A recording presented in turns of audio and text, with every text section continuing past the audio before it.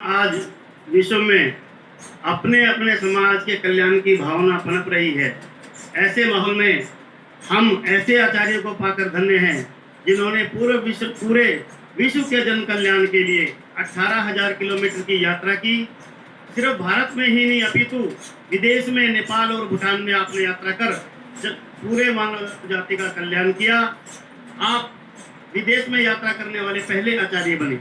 इसके साथ साथ सभी लोगों ने देखा कि किस प्रकार शासन माता की दर्शनों की इच्छा पूर्ति के लिए आप दिल्ली की तरफ, लोग तो कहते हैं कि विहार किया, मैं कहता हूं कि आप दौड़ पड़े।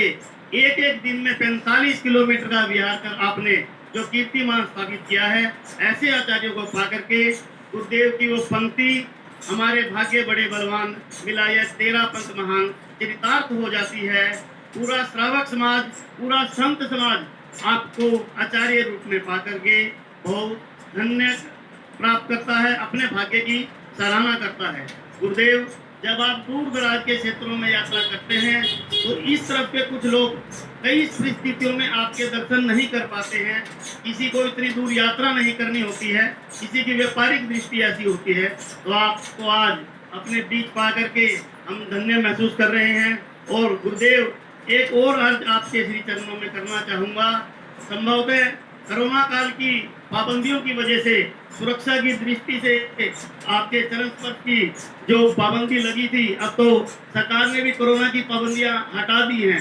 तो मैं भी आपसे निवेदन करूंगा कि जिस प्रकार से पहले अपने धर्म संघ में व्यवस्था थी कि 24 घंटे में आप एक बार सुबह और एक बार शाम को अपने चरण धूलि हमें अपने माथे पर लगाने की आज्ञा देते थे, वो व्यवस्था गुरुदेव वापस से आरंभ कर दी जाए तो हम सब दर्शन करके अपने आप को कृतार्थ महसूस करेंगे।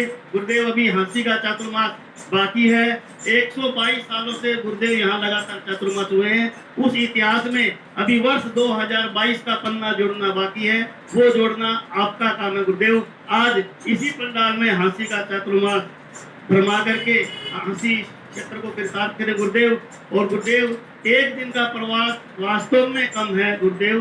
ठीक है, आप आए, बहुत अच्छी बात है गुरुदेव, लेकिन अगली बार जब भी पधारना हो, एक तो ये 8 का आंकड़ा हमारे से दूर करें। आप पहले 2006 में आए, फिर 8 साल बाद 14 में और फिर 8 साल बाद 22 में। अब की बार 30 में नहीं गुरुदेव, पहले ही पधारना है और थोड़ा सा लंबा प्रवास और एक कार्यक्रम हाँसी को आप फरमाएं गुरुदेव। बारंबार यही विनती करता हूँ।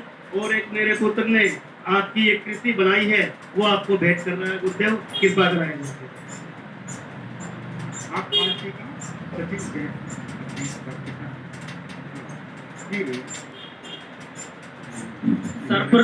सर्वप्रथम आचार्य श्री महाश्रमण जी के चरणों में कोटि कोटि वंदन।